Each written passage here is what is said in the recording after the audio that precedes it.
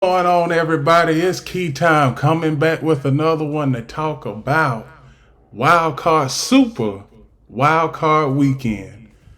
There was a lot that happened in Wild Card Weekend this past weekend. The first game we had, I thought that it would be was the Cleveland Browns and the Houston Texans. I actually thought that this would be a much closer game, but when the Cleveland Browns defense had trouble stopping CJ Stroud, now CJ Stroud, he is the rookie of the year, if not offensive player of the year. Everybody should vote CJ Stroud rookie of the year because this man, he has set the NFL on fire. He had over 300 yards and 4 touchdowns versus the number one defense in all of football in the Cleveland Browns. I said right after the game that the Cleveland Browns defense was non-existent. Their third down defense, the Houston Texans offense was so efficient on third down. First off, they were efficient on first and second down. They didn't even get to third down often. And if they did get to third down often, it was third down and shorts. Like the longest third down conversion that the Houston Texans had was 3rd and 8, and that was in the first quarter. In the second quarter, it was 3rd and 2s, 3rd and 3s, third quarter, 3rd and 1s, 3rd and 2s, and in the fourth quarter, it was a blowout. They just ran the ball. This game was close. It was 14-10 after the first quarter, and then all of a sudden, Houston went on a scoring rampage and ended up outscoring the Houston Texans 35-0. They put up five touchdowns, 2 from the defense and 3 from the offense. So that was a all-around great game from the Houston Texans. Houston Texans are another team that has done what I said that they were going to do, have a one-season turnaround. Last year, they were at the bottom in every statistical category. Now they've had a one-season turnaround. Now they are going to play the Baltimore Ravens in M&T Bank Stadium this weekend on Saturday. That is going to be a good game. I'm gonna give y'all my predictions in the next video. But this video is about reactions right now. So congratulations to Houston on making it to the next round. Cleveland Browns. One thing I can say, Cleveland Browns, y'all got to get it together. I don't know whether it's management or what. You might have to pay Joe Flacco, give him a contract, but you still have Deshaun Watson, 5-year, 135 million, no, 235 million guaranteed. So he don't even have to play, and he's still getting paid. Since he's been with the Cleveland Browns, he has only played a minimum of 11 games. That is not including the injury he had and the legal issues off the field. He's only played 11 games for the Cleveland Browns. So they stuck between a rock and a hard place. Cleveland Browns, they got to pay some people in the offseason. So it's going to be a tough offseason for them. The next game I want to talk about is this game between the Miami Dolphins and Kansas City Chiefs. I had said that this game was like two NFL teams playing on the North Pole. We already know that it was 30 degrees below zero and a wind chill of -25. I knew that before this game started, Kansas City was going to win because Kansas City is used to the cold weather games. Now, Miami, historically, the Miami Dolphins, throughout their franchise history, they have been terrible in cold weather games. And I'm pretty sure a lot of you are saying that, well, that ain't no surprise. Their last 11 cold weather games, and this is when the temperature is under 40 degrees, they are 0-11, including Saturday night. Now, the offense and the defense for Miami was non-existent. They only had one good play, and that was to Tyreek Hill on that 57-yard pass play that went for a touchdown. Outside of that, it was nothing else. Now, as far as the Kansas City Chiefs, is the offense back to what it is? This was a good showing. They didn't put the ball in the end zone quite enough. They only had 6 possessions, 4 field goals, and 2 touchdowns. So they were decent. And still, weather was a huge factor in this game. And they still were able to get the win. Now, I noticed the run defense for Miami was off. Everything with Miami was off.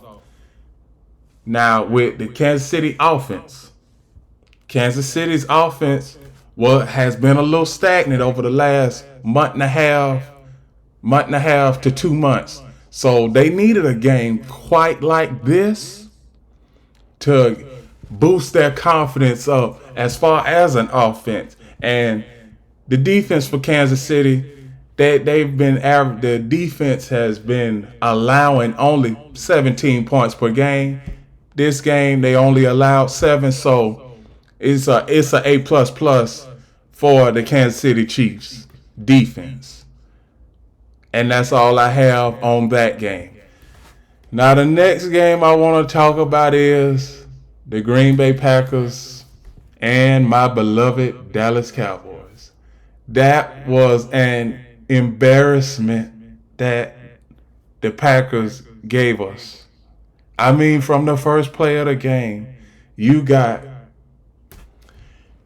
Jordan Love throwing a deep pass to Christian Watson, and it goes for 30 yards and a first down. And then all of a sudden, the penalties, Dallas just kept on accumulating penalty after penalty after penalty. And that put them behind the 8 ball.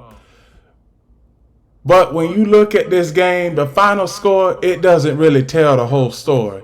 I mean, if you really look at the game, look, it was 48-16 at one point. And it was 27-7 at halftime. So Dallas, they was always behind the 8 ball in this game.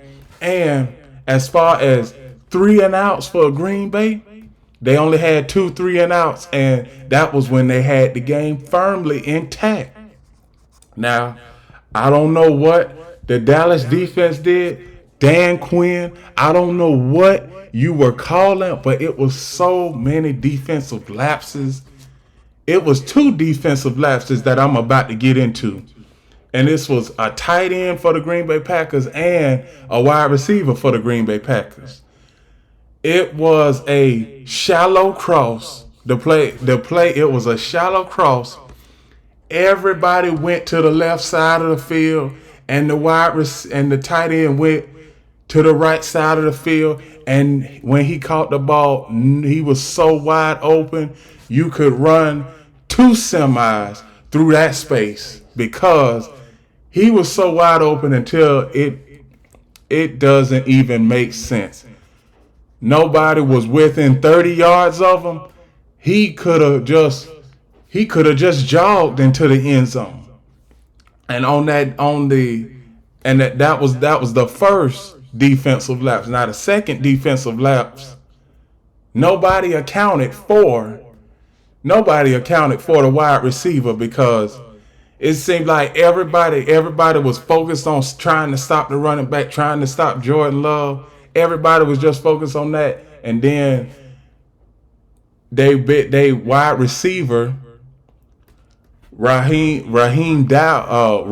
Doubs, which he's the best wide receiver on the team, didn't even have his first catch until that defensive lapse happened, and he went in for a touchdown. So one thing I can say is Jerry Jones, Dallas Cowboy management, players, coaches, ownership, management, everybody in the Dallas Cowboys organization, do we need to revamp the entire team? Do we need to have another head coach, another enthusiastic head coach? I think we need that because there was no enthusiasm on either side of the ball for the Dallas Cowboys. But you got Green Bay, which is the number 7 seed, which lucked up and got in the playoffs on the last day of the regular season, which lucked up, got into the playoffs. They not even supposed to be here, and they just in there. They just running through the Dallas defense like it was no tomorrow. The Dallas Cowboy defense was just like laxative. The running backs. Aaron Jones was just running right through the Dallas defense. And he has been running right through the Dallas defense ever since he started playing Dallas and he became a Green Bay Packer. So, Dallas, you got the entire offseason. The Cowboys, they have the entire offseason to get whatever they need to get done. You got the draft coming up in April. You need to give Dallas one thing that the Dallas Cowboys need. They need defense. They need some defensive rushers, and they need some defensive stoppers. Somebody that could be right in the middle of that defense, a defensive lineman, defensive tackle that can stop the run, because you had corners in the game that were like linebackers. You had corners had to come up and play linebacker, and you had linebackers that had to play corner, which everybody on the Cowboys defense was out of sorts. That's all I got for Dallas. Green Bay, congratulations. You are on your way to Santa Clara to play the San Francisco 49ers Saturday night at 8 o'clock. I will give my prediction in the next video. But congratulations to the Green Bay Packers. And as for my Dallas Cowboys, we got to get back to the drawing board and get ready for August and September. That's what we got to do. Now, on to the next game, the Los Angeles Rams and the Detroit Lions. Congratulations to the Detroit Lions for winning your first playoff game in 32 years. This is your first playoff win. This is so historic because the last time the Detroit Lions won a playoff game, texting wasn't invented. Social media wasn't invented. Streaming wasn't invented. Smartphones wasn't invented. Everything that you see now, as far as espresso cars and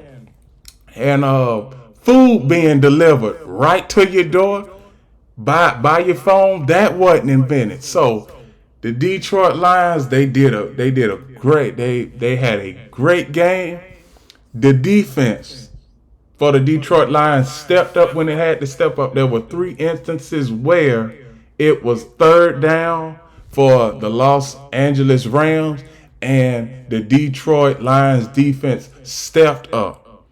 even when the game got real tight and they only had a 1 point lead and it was under 5 minutes left in the fourth quarter, they got a stop on fourth down. They got a stop on fourth down when the Los Angeles Rams, they were already in field goal range. So the Detroit Lions knocked them out of field goal range. Matthew Stafford, I know it was his time. He came back to Detroit, but this was a night for Detroit. It really was a night for Detroit. Congratulations, Detroit. Los Angeles Rams, you were another dark horse team that nobody expected you to get that far not even to get to the playoffs, let alone try and win a game in the playoffs. So that's all I got for that game. Now the last two games I'm going to talk about is Pittsburgh and Buffalo, and then Philadelphia and Tampa Bay. That wasn't really much of a game last night, but I'll get into that. Now, with Pittsburgh and Buffalo, this was a game for Buffalo. Well, Buffalo, they have been in playoff mode since before Thanksgiving. So I seen where Mason Rudolph for the Pittsburgh Steelers tried to make it a game late. I knew that this game was going to be close. I didn't expect for Buffalo to come out and score the way they did in the first quarter. Well, in the first half, because it was 21-0 at halftime. Now, when you see what went on in the second half, it was the Buffalo Bills, they only scored 10 points in the second half, but it was already a foregone conclusion already. So that's all I got for that game. Now the last game of Wild Card Weekend was last night. That was basically a domino effect. What I seen, Philadelphia, Jeffrey Lurie, you got to do some soul searching, my friend. Tampa Bay, I didn't think that you would do this. I didn't think that you would have the type of game that you had. And to Baker Mayfield, you are about to get a contract. And just congratulations to the Tampa Bay Buccaneers all around. And with that, those are my reactions from Super Wild Card Weekend. Please like, comment, share, subscribe. And remember, the key is always on time.